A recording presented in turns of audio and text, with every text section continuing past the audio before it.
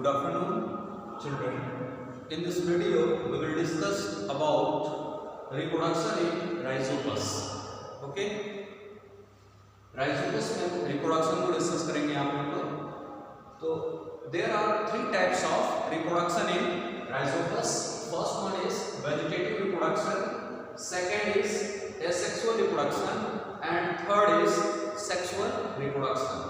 ठीक है? First of all, we are going to discuss vegetative reproduction. ठीक है? तो vegetative reproduction का एक बेस्ट मेथड है जिसका नाम है reproduction by fragmentation. ठीक है? fragmentation मेथड है. ठीक है? vegetative reproduction का ही एक मेथड है जिसको बोलते हैं fragmentation मेथड. ठीक है? तो इसमें हम देखते हैं इसमें होता क्या है कि इसमें जो वेजिटेटिव हाइफी होता है. ठीक है? प्रीवियस वीडियो में मैंने राइजोपस के हाइफी के बारे में बताया था. मैंने बताया था कि राइजोपस में 3 टाइप के हाइफी होते हैं. ठीक है? उसी में से एक ये हाइफी है जिसको बोलते हैं स्टोलॉन्स. ठीक है? स्टोलॉन्स होता है जो सबस्ट्रेटम के हॉरिजॉन्टली ये ग्रो करता है. हॉरिजॉन्टली ग्रो करता है सबस्ट्रेटम से. ठीक है? कुछ इस तरह का स्ट्रक्चर होता है, ऐसे ग्रो करता है ये. ठीक है? ये आपको स्पोरेंजियोफोर्स होता है ये. ठीक है? यहाँ पे स्पोरेंजियोफोर्स ऐसे होता है. ठीक है? तो आप देख रहे हैं यहाँ पे ऐसे स्ट्रक्चर होता है. यहाँ पे राइजोइड्स वगैरह होते हैं ये. ठीक है? राइजोइड्स. तो ये स्टोलॉन्स है. स्टोलॉन्स. ठीक है? ये स्टोलॉन्स हो गया, ये स्पोरेंजियोफोर हो गया, स्पोरेंजियोफोर हो गया, और इसको कहते हैं राइजोइड्स. राइजोइड्स. ठीक है? तो there are 3 types of hyphae in rhizopus. First one is rhizoid, second is stolons, and third is sporangiophores. तो फ्रेगमेंटेशन मेथड में क्या होता है, ये जो स्टोलन है, हाइफी है, अगर ये किसी वजह से अगर ये डिफरेंट सेगमेंट्स में या डिफरेंट फ्रेगमेंट्स में ब्रेक हो जाता है, ये टूट जाता है. मान लीजिए ये टूट गया, ये अलग फ्रेगमेंट्स हो गया, फिर यहाँ से एक अलग फ्रेगमेंट्स हो गया. अलग अलग फ्रेगमेंट्स में या अलग अलग सेगमेंट्स में अगर किसी भी वजह से ये स्टोलन्स ब्रेक हो जाता है. ठीक है? तो क्या होता है कि हर एक टुकड़ा, हर एक फ्रेगमेंट्स कैपेबल होता है एक न्यू माइसीलियम को जर्मिनेट करने में या डेवलप करने में. ठीक है? उसी चीज को मैंने यहाँ पे दिखा दिया आपको. वेजिटेटिव हाइफी, इसमें क्या होता है, स्टोलन्स होता है. ठीक है? अब स्टोलन्स क्या होगा, ब्रेक्स इनटू डिफरेंट फ्रेगमेंट्स. ये स्टोलन्स अगर किसी भी वजह से, किसी भी एजेंसीज के थ्रू अगर ये ब्रेक हो गया डिफरेंट फ्रेगमेंट्स में, तब क्या होगा, each fragments develop into new mycelium. तो हर एक फ्रेगमेंट्स के अंदर ये कैपेबिलिटी होती है कि वो डेवलप करके एक नया माइसीलियम बना सकता है. ठीक है? तो इसी मेथड को हम बोलते हैं vegetative reproduction by fragmentation method. ठीक है? वेजिटेटिव रिप्रोडक्शन का ही एक विधि है बाय फ्रेगमेंटेशन. फ्रेगमेंटेशन. ठीक है? इसमें क्या होता है, हाइफी, स्टोलन हाइफी क्या होता है, ब्रेक होता है, और हर एक टुकड़ा, हर एक फ्रेगमेंट्स के अंदर ये एबिलिटी होती है कि वो नए माइसीलियम को डेवलप कर सकता है. ठीक है? अब आइए बात करते हैं एसेक्सुअल रिप्रोडक्शन की. ठीक है? तो जैसे वेजिटेटिव रिप्रोडक्शन में एक मेथड था फ्रेगमेंटेशन मेथड, उसी तरह asexual reproduction takes place by 2 methods. ठीक है? फर्स्ट मेथड है बाय एप्लानोस्पोर्स और सेकंड मेथड है बाय क्लेमाइडोस्पोर्स. ठीक है? एसेक्सुअल मेथड में भी एसेक्सुअल रिप्रोडक्शन में भी 2 मेथड है. पहला मेथड है बाय एप्लानोस्पोर्स. यहाँ पे एप्लानोस्पोर्स का फॉर्मेशन होता है, उसके थ्रू रिप्रोडक्शन होता है. और दूसरा मेथड है बाय क्लेमाइडोस्पोर्स. ठीक है? यहाँ पे भी एक स्पेशल टाइप का स्पोर्स बनता है. ठीक है? तो अभी हम बात करेंगे, पहले एप्लानोस्पोर्स के बारे में बात किया जाएगा, फिर देखा जाएगा कि एप्लानोस्पोर्स किस कंडीशन में बनता है. ठीक है? और क्लेमाइडोस्पोर्स किस कंडीशन में बनता है, कैसे वो जर्मिनेट करता है. ठीक है? तो तो सबसे पहले हम डिस्कस करेंगे बाय एप्लानोस्पोर्स, ठीक है। तो सबसे पहले ये जानेंगे कि एप्लानोस्पोर्स कब बनते हैं, किस कंडीशन में बनते हैं, ठीक है। तो जो ये एप्लानोस्पोर्स होते हैं वो फेवरेबल कंडीशन में बनते हैं, ठीक है। फेवरेबल जब कंडीशन राइजोमस के लिए बिल्कुल क्या होती है, फेवरेबल होती है, उस कंडीशन में एप्लानोस्पोर्स का फॉर्मेशन होता है, ठीक है। It is the most common method, ठीक है। और ये मोस्ट कॉमन मेथड होता है एसेक्सुअल रिप्रोडक्शन का, ठीक है।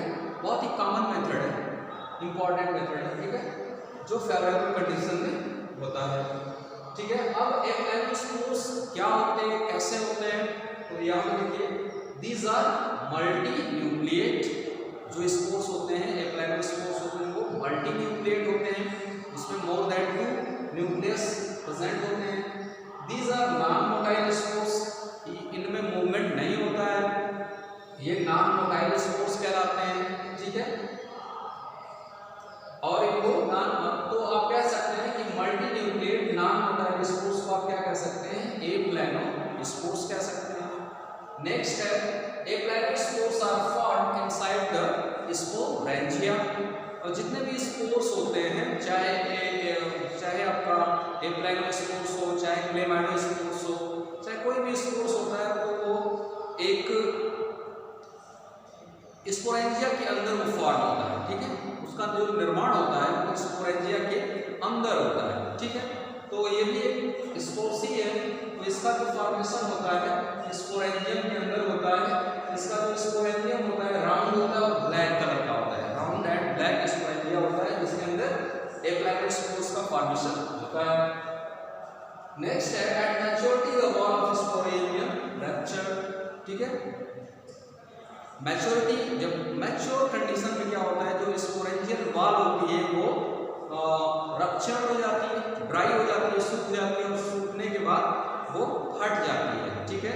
और जैसे ही वो रप्चर होगी, फटेगी, तो उसके अंदर जो स्पोर्स होंगे वो लिबरेटेड आउटसाइड, ठीक है, वो बाहर की तरफ निकलेंगे, एटमॉस्फेयर में आएंगे, और एटमॉस्फेयर में आने के बाद उसके स्पोर्स अगर किसी सुटेबल सबस्ट्रेटम से अटैच होंगे तो सुटेबल कंडीशन में वो क्या होंगे, जर्मिनेट करेंगे और एक जर्म ट्यूब का फॉर्मेशन करते हैं, और फिर बाद में यही जर्म ट्यूब डेवलप होकर क्या बनाती है, ब्रांच्ड राइजोपस के माइसीलियम का फॉर्मेशन करती है, ठीक है।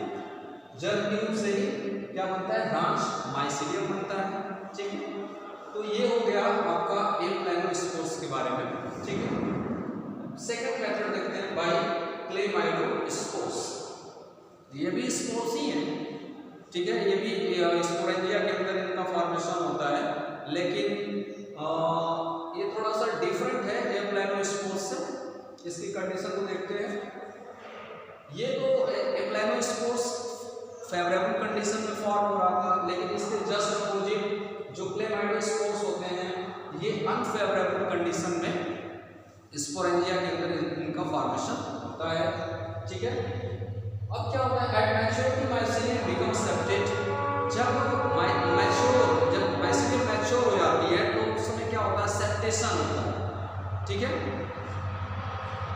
At maturity mycelium becomes septate and protoplast of each cell form a rounded and bold structure, ठीक है। सेप्टेशन हो जाता है और हर सेल के अंदर जो प्रोटोप्लास्ट होता है वो जो ऐसे इसको देखिए आप, इससे ये आप हाइफी है, तो यहाँ पे क्या है, जितना भी ये कंटेंट है सेल के अंदर का, ये अलग अलग हो जाता है। ये सेप्टा का फॉर्मेशन हो गया, यहाँ पे सेप्टा ऐसे सेप्टा का फॉर्मेशन हो गया। अब ठीक है, तो आप यहाँ पे देख रहे हैं कि क्या होगा, हर एक सेल के पास अपना खुद का क्या है, प्रोटोप्लास्ट है, न्यूक्लियस है, अलग अलग सेल डिवाइड हो गई है, सेप्टा का फॉर्मेशन हो गया है, ठीक है। और इसकी वॉल क्या होती है ना, इसकी जो वॉल होती है थोड़ी पहले से क्या हो जाएगी, थिक हो जाएगी, ठीक है, ये वॉल थोड़ी ठीक हो जाती है। और ठीक होने के पीछे रीजन है क्योंकि मैंने पहले बताया है कि ये इसका फॉर्मेशन कब होता है, ड्यूरिंग अनफेवरेबल कंडीशन। तो इस अनफेवरेबल कंडीशन से इस प्रोटोप्लास्ट को प्रोटेक्ट करने के लिए इसकी सेल वॉल पहले से ज्यादा क्या हो जाती है, थिक हो जाती है, जिसकी वजह से ये क्या करता है, एडवर्स कंडीशन को ये झेल पाता है, मतलब सह पाता है, बर्दाश्त कर पाता है। ठीक है, तो इस तरह के स्ट्रक्चर को हम क्या कहते हैं, क्लेमाइडोस्पोर्स कहते हैं। ठीक है,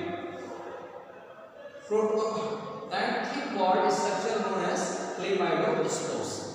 ठीक है, तो जो क्लेमाइडोस्पोर्स होता है उसके सेल की जो सेल वॉल होती है वो थिक होती है। ठीक है, मोटी हो जाती है एडवर्स कंडीशन को बर्दाश्त करने के लिए। ठीक है,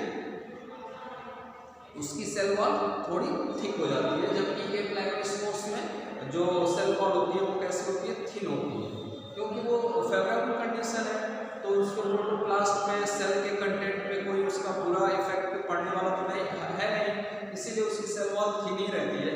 लेकिन यहाँ पे चूंकि कंडीशन क्या है, अनफेवरेबल कंडीशन है, तो अनफेवरेबल कंडीशन से अपने आप को बचाने के लिए यहाँ पे सेल वॉल थिक हो जाती है और वो प्रोटोप्लास्ट सेफ रहता है। और जैसे ही फेवरेबल कंडीशन आती है ये क्लेमाइडोस्पोर्स जनरेट करते हैं और राइजोपस का एक नया माइसीलियम बनाते हैं। ठीक है, एक चीज और है, chlamydospores is also called paranetic bodies. ठीक है, जिसको पैरानेटिक बॉडीज भी कहते हैं। ठीक है, पैरानेटिक बॉडीज इसलिए कहते हैं क्योंकि ये अनफेवरेबल कंडीशन को क्या करता है, जब तक अनफेवरेबल कंडीशन चलती रहती है उसको ये क्या करता है, बर्दाश्त करता है, उसको सहता है, उस कंडीशन को झेलता है। ठीक है, तो it is also called paranetic bodies. ठीक है, तो इसमें हम लोगों ने वेजिटेटिव रिप्रोडक्शन को डिस्कस किया। ठीक है, फिर एसेक्सुअल रिप्रोडक्शन को हमने डिस्कस किया। नेक्स्ट हम लोग बात करेंगे राइजोपस के सेक्सुअल रिप्रोडक्शन के बारे में बात करेंगे।